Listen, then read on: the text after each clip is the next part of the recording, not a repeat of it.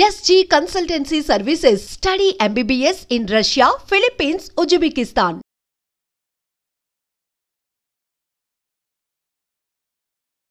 నమస్తే, welcome to iDream. నేను మీ Madhuri. Leadership qualities. ప్రతి మనిషి కూడా తనలో ఒక నాయకుడిని చూసుకోవాలి అనుకుంటారు.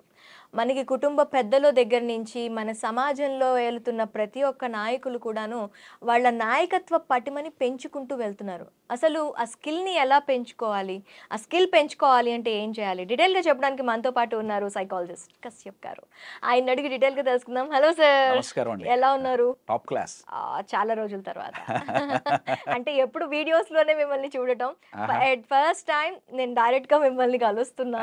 సో లీడర్షిప్ క్వాలిటీస్ని పెంచుకోవటం ఎలా?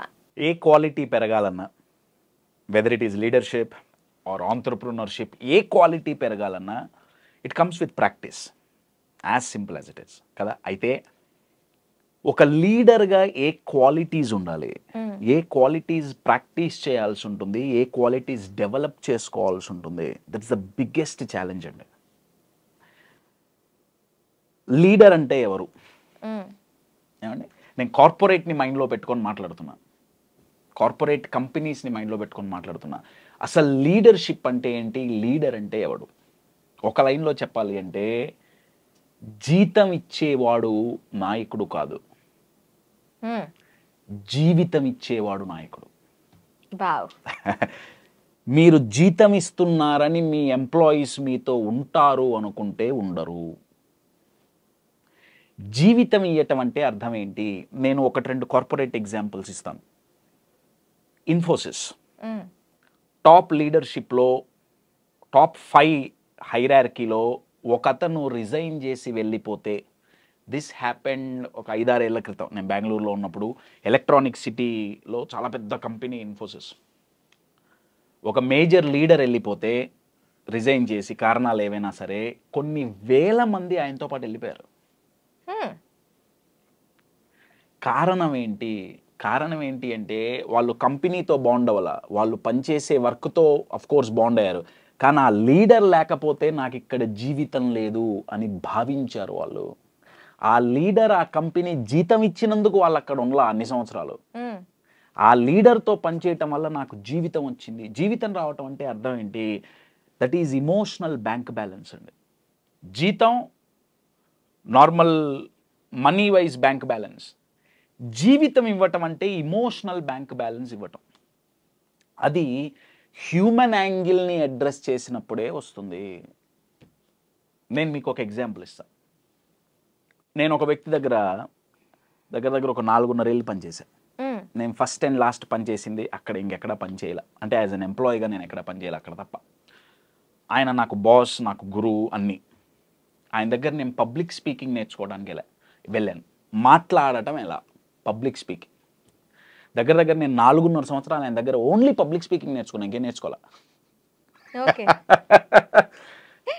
పబ్లిక్ స్పీకింగ్ అంటే ఏదో జస్ట్ బై ఫ్లూక్ అవ్వదండి, దానికి ఒక సైన్స్ ఉంది. నాకు 4.5 ఏళ్ళు పట్టింది అది నేర్చుకోవడానికి. ఆయన దగ్గరికి నేను వెళ్ళినప్పుడు ఆయన పబ్లిక్ స్పీకింగ్ నేర్పి, నాకు కోచింగ్ అవన్నీ నేర్పిస్తున్నప్పుడు, సైకాలజీ, సైకియాట్రీ అవన్నీ మేము నేర్చుకుంటున్నప్పుడు ఆయన నాతో ఒకటి అన్నారు, కశ్యప్ నువ్వు ఒక కోచ్గా తయారైతే సరిపోదు, ఒక ఆంట్రప్రెన్యూర్గా, ఒక బిజినెస్ మ్యాన్గా ఎదగాలి. అలా ఎదగాలి అంటే లీడర్గా నువ్వు ఎదగాలి. లీడర్గా ఎదగాలంటే నీకు నీ బిజినెస్ ముందుకు తీసుకెళ్లాలంటే సేల్స్ అండ్ మార్కెటింగ్ రావాలి. సో నేను ఇవాళ నిన్ను ఒక చోటికి తీసుకెళ్తాను, సేల్స్ నువ్వు చేయి, నేను చెయ్యను. ఎప్పుడు నేను చేస్తుంటే నువ్వు చూస్తున్నావు కదా, నువ్వు చేయి, చూద్దాం ఏమవుతుందో. కర్ణాటకలో one of the leading biggest educational chain అది. ఓకే అండి, వాళ్ళకి మేము వెళ్ళి మా ప్రోడక్ట్ని పిచ్ చేయాలి.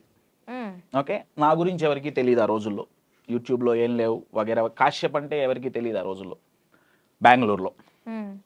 నేను మా కోచింగ్ ఎలా ఉంటుంది అని చెప్పిన విధానం, ఆ మేనేజ్మెంట్ వాళ్ళు ఎవరైతే కూర్చొని ఉన్నారో వాళ్ళు ఏదైతే ఎక్స్పెక్ట్ చేస్తున్నారో అది వాళ్ళకు దొరకల.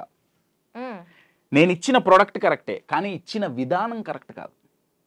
దానివల్ల వచ్చిన నష్టం ఏంటంటే దగ్గర ఒక 30 లక్షల రూపాయల కాంట్రాక్ట్ మాకు రాలా, నేను చేసిన తప్పు వల్ల. ఎన్ని? 30 లక్షలు. నేను చాలా డిసప్పాయింట్ అయ్యా. అబ్బా కాంట్రాక్ట్ పోయింది. నా బాస్ నన్ను ఎంతో నమ్మి వాళ్ళని కూర్చోబెట్టారు, ఇక్కడ పోయింది. మేము వెనక్కి తిరిగి వెళ్తున్నాం, ఆయన డ్రైవ్ చేస్తున్నారు కారు, నేను పక్క ముందు సీట్లో కూర్చున్నా. It was around 1.5-2 hours drive మా ఇంటికి వెళ్ళటానికి బెంగళూరులో. ఆయన అడిగారు, కశ్యప్ ఎందుకు డిసప్పాయింట్ అయ్యావు? సార్ మీకు తెలిసిందే కదా, 30 లక్షలు సార్, కాంట్రాక్ట్ పోయింది.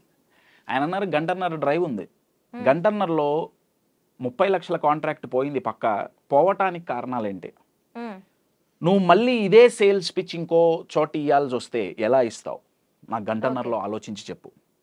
నేను గంటన్నరలో నా సేల్స్ పిచ్ నేను ఒకసారి అనలైజ్ చేసుకొని, నేను చేసిన మిస్టేక్స్ రాసుకొని సేమ్ ఇదే కంటెంట్ ఇవ్వాలి. ఎందుకంటే నేను చెప్పిన దాంట్లో తప్పు లేదు, చెప్పిన విధానంలో తప్పు ఉంది. Okay, your getting it.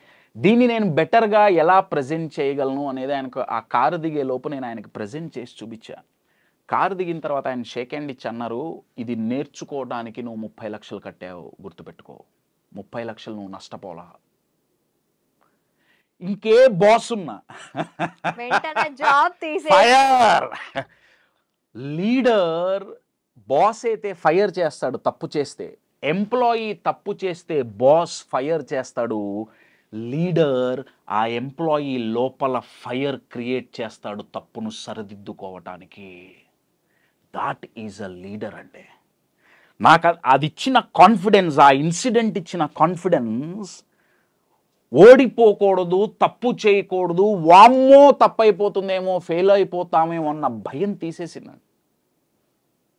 నాకు సేల్స్ నేర్పల, లీడర్షిప్ నేర్పింది. అందుకే నేను ఆ రోజు రాసుకున్నాను ఆ పుస్తకంలో, లీడర్ అంటే జీతం ఇచ్చేవాడు కాదు, జీవితాన్ని ఇచ్చేవాడు. బాగా గుర్తుపెట్టుకోండి. నంబర్ 1. నంబర్ 2, లీడర్షిప్ టేబుల్ మీదో బ్లేజర్ మీదో లేబుల్ కాదు. It is a quality. Absolutely. Leadership బయట లేబుల్ కాదు, లోపలుండే లెవెల్ అండి. లేబుల్స్ ప్రకారం చాలా మంది లీడర్లు అవుతారు. ఎందుకంటే వాళ్ళకి ప్రమోషన్ ఇవ్వాలి, ఇవ్వకపోతే తప్పదు. కంపెనీ హైరార్కీలో బ్యాంకింగ్లో ఇది జరిగిందండి.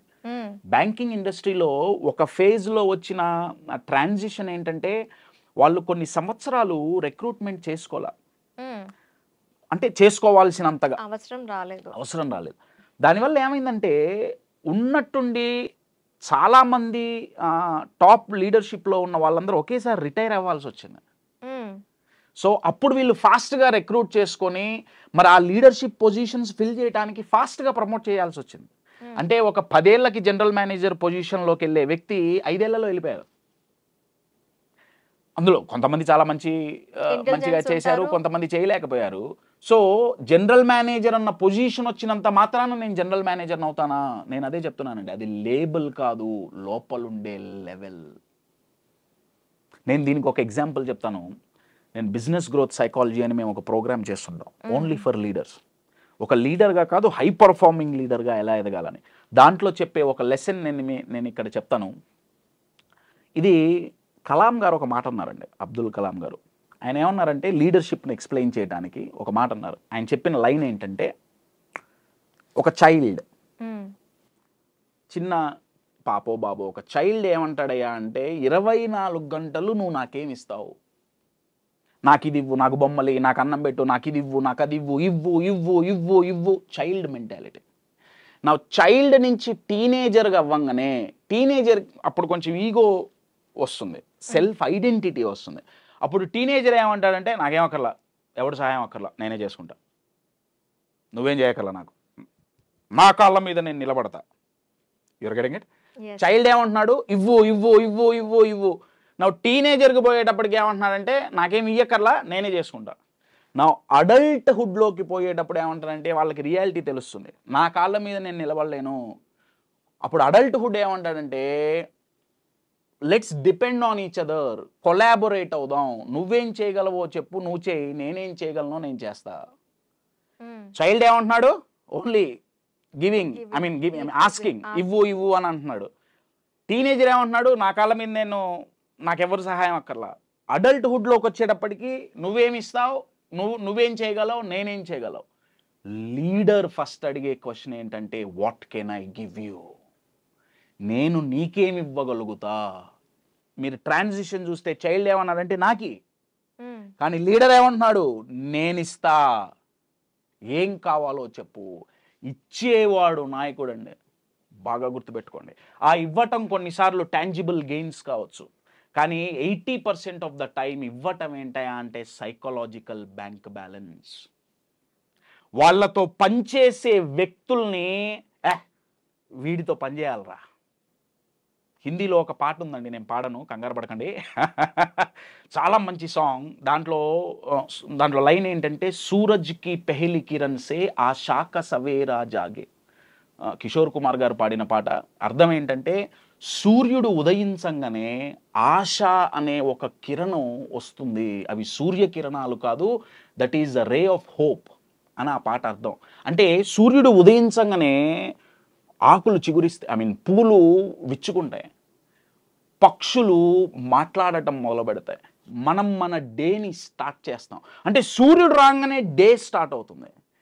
లీడర్ అలా ఉండాలి.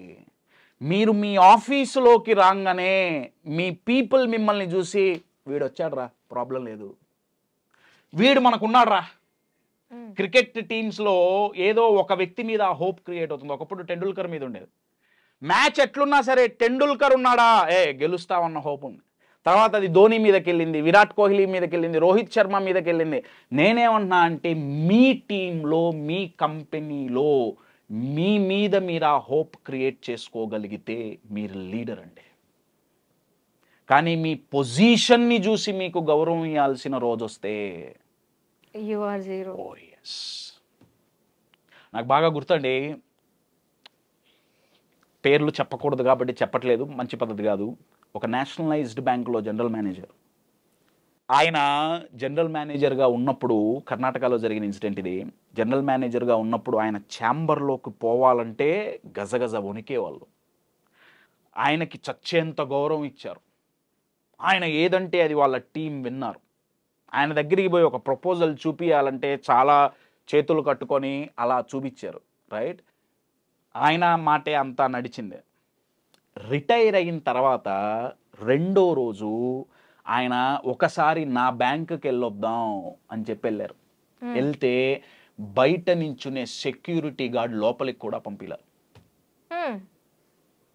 డిప్రెషన్తో కొన్ని నెలలు ఆయన సైకియాట్రిక్ ట్రీట్మెంట్ తీసుకున్నారు. ఆయనకి డిప్రెషన్ ఎందుకు వచ్చిందంటే, నా వాళ్ళు అనుకున్న వాళ్ళు నాతో లేరు,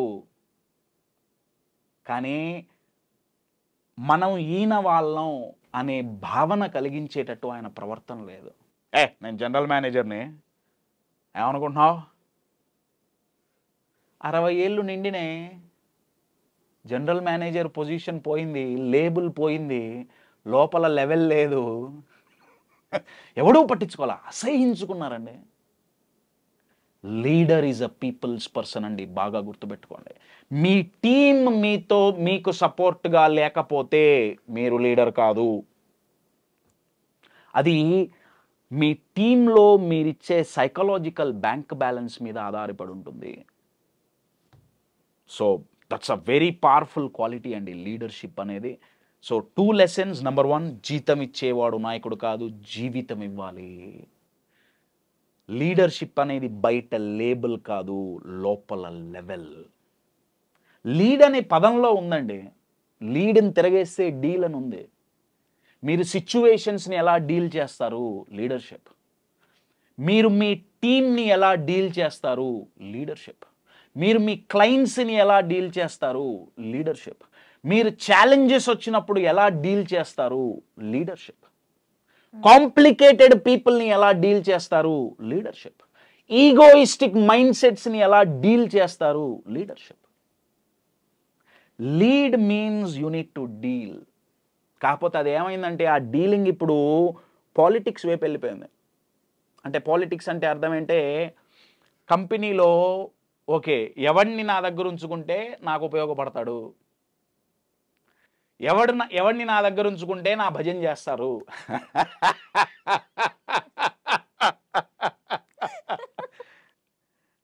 వాళ్ళకే ప్రమోషన్లు, వాళ్ళకే అది లీడర్షిప్ కాదండి, అది ఓన్లీ లేబుల్ అండి. అది లేబుల్ ఓరియంటెడ్ లీడర్షిప్.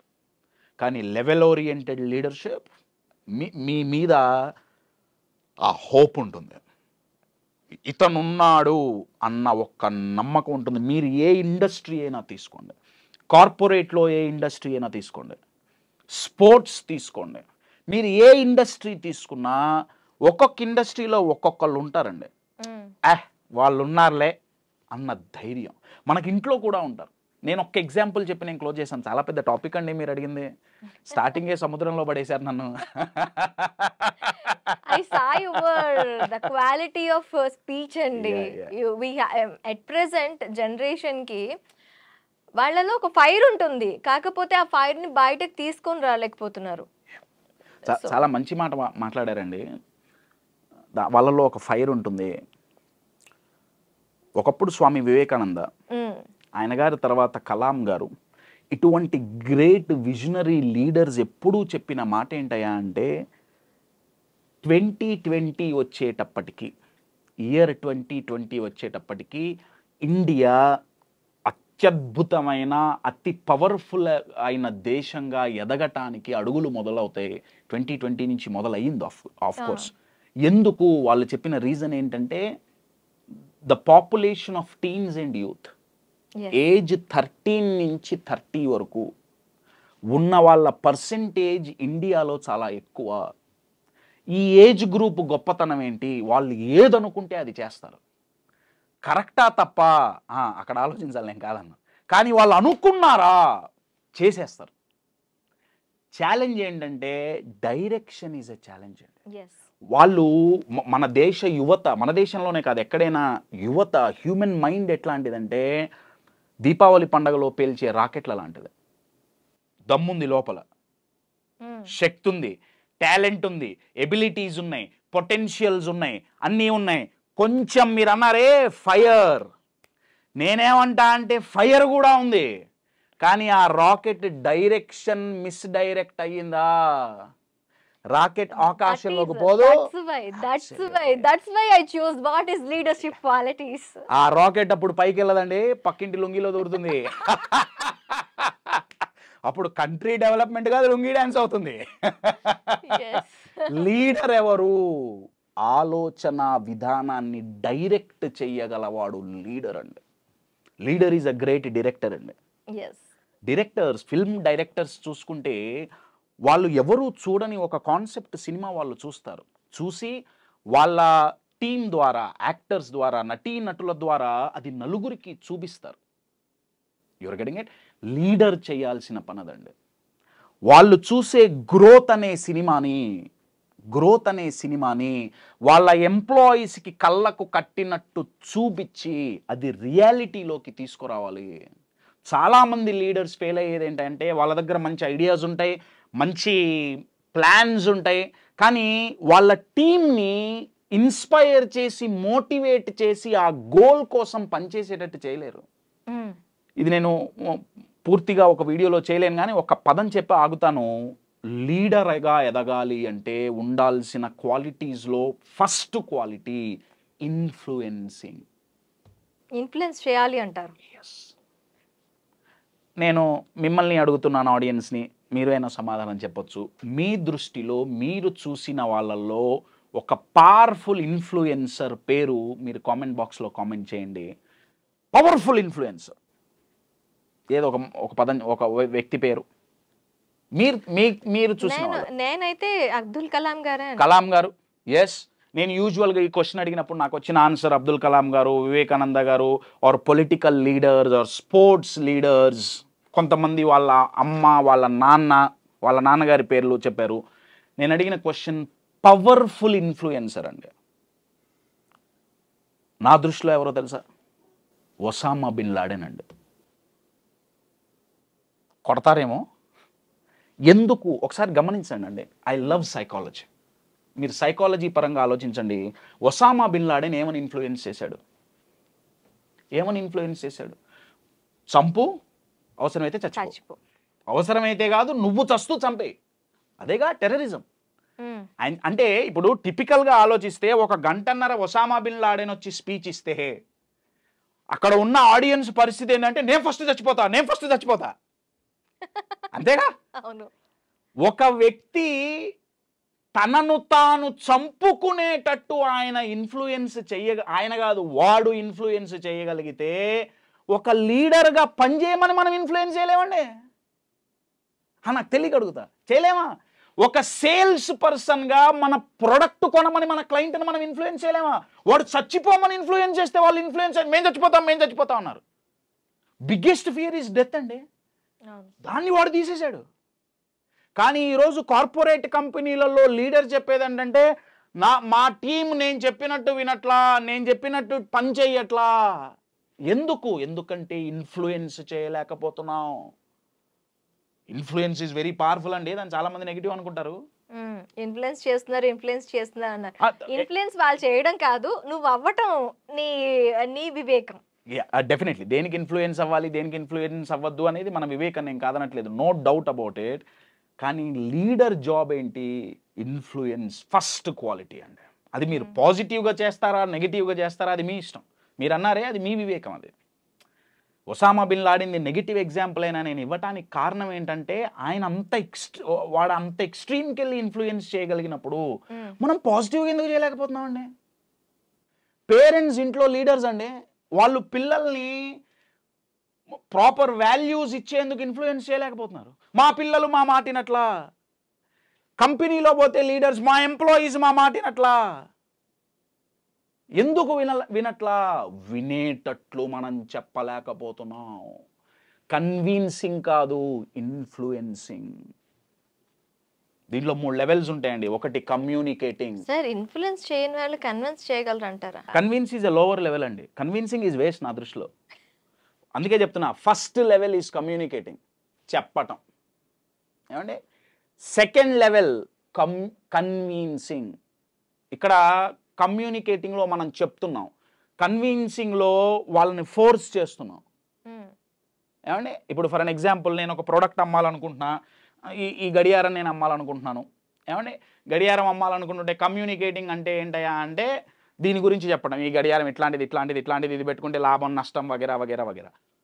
కన్విన్సింగ్ ఏంటంటే నువ్వు కొను అన్నా ప్లీజ్ కొను, రోజుకు 10 సార్లు ఫాలో అప్ కాల్స్, కొను గడియారం అడుక్కోవటం. ఇన్ఫ్లుయెన్సింగ్ ఏంటంటే మిమ్మల్ని నా వైపు లాక్కోవటం, ఈ గడియారం కొనేటట్టు చెయ్యటం, కొనమని చెప్పకుండా. కన్విన్సింగ్ ఈజ్ పుల్లింగ్ అండి. Influencing is pushing. చాలా తేడా ఉంది. పుల్లింగ్ అంటే లాక్కోవటం, నా మాటిను నాకు గౌరవం ఇవ్వు, నేను చెప్పింది చేయి. కన్విన్సింగ్. ఇన్ఫ్లుయెన్స్ అంటే మీరు మ్యాగ్నెట్ లాగా అవ్వటం, వాళ్ళు వస్తారు, అట్రాక్ట్ అవుతారు. అది మీరు పాజిటివ్గా చేస్తారా నెగిటివ్గా చేస్తారా, దట్స్ అప్ టు యూ. కానీ influencing is a great ability. ఒక లీడర్కి, ఒక సేల్స్ పర్సన్కి నా దృష్టిలో ప్రతి హ్యూమన్ బీయింగ్ నేర్చుకోవాల్సిన స్కిల్స్లో ఇన్ఫ్లుయెన్సింగ్. మన దగ్గర ఉన్న మంచిని మనం చెప్పలేకపోతున్నాం. ఎందుకు? ఇన్ఫ్లుయెన్స్ చేయలేకపోతున్నాం. అదొక స్కిల్ అండి. దాంట్లో చాలా పెద్ద సైకాలజీ ఉంది. ఏం చేస్తే అవతల వ్యక్తి ఇన్ఫ్లుయెన్స్ అవుతారు, అది చాలా పెద్ద సైకాలజీ అండి. అన్ఫార్చునేట్లీ ఇండియాలో సైన్స్ ఎవరికి తెలియదు. నేను లీడర్షిప్ నేర్పించేటప్పుడు ఇవన్నీ నేను నేర్పించేది ఏంటయ్యా అంటే ఇవే, సైకాలజీ ఆఫ్ అ లీడర్. మనుషుల మైండ్ని ఇన్ఫ్లుయెన్స్ చెయ్యగల ఒక మెజిషియన్ లీడర్. అలా చేసిన వాడే లీడర్, చెయ్యనివాడు కాదు.